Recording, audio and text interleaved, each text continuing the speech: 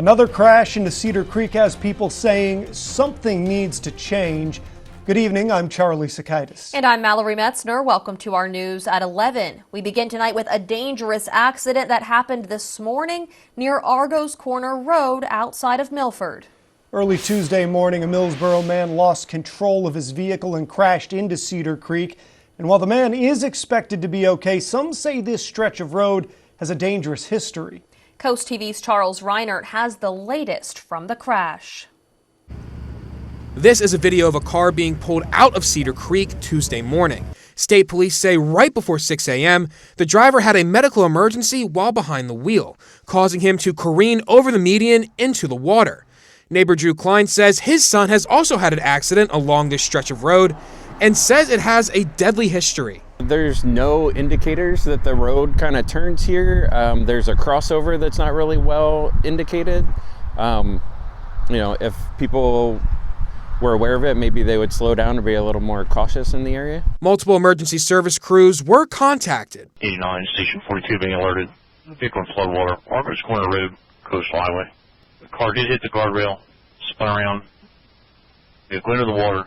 No subjects out of the vehicle at this time. Immediate eyes on scene, vehicle fully submerged.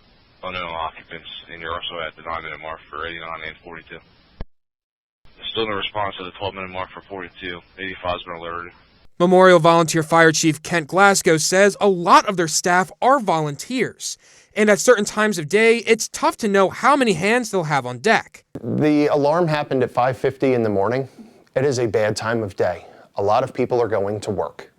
And, thankful for the volunteers that did show up. I mean, at 4 o'clock in the afternoon, it's a total different ballgame. But that's not the only way time factored into this accident. Glasgow says that all this happened at low tide, which made it easier for crews to get into the water and get the victim out of his car. Now, as for the person who was in the car, we were told that he was taken to nearby Bayhealth to be treated for non-life-threatening injuries, and he is expected to be okay. I'm Charles Reinert in Milford, Coast TV News. This is the same site where two teenagers died in 2022 when their car also crashed into the water. You can see the crosses for those two still out there on Coastal Highway. Fire Chief Kent Glasgow says today's accident was different because the car was right side up, whereas 2 years ago, the car the two teens were in was upside down. Therefore, crews today could operate at a higher level without having to go underwater to the floor of the creek.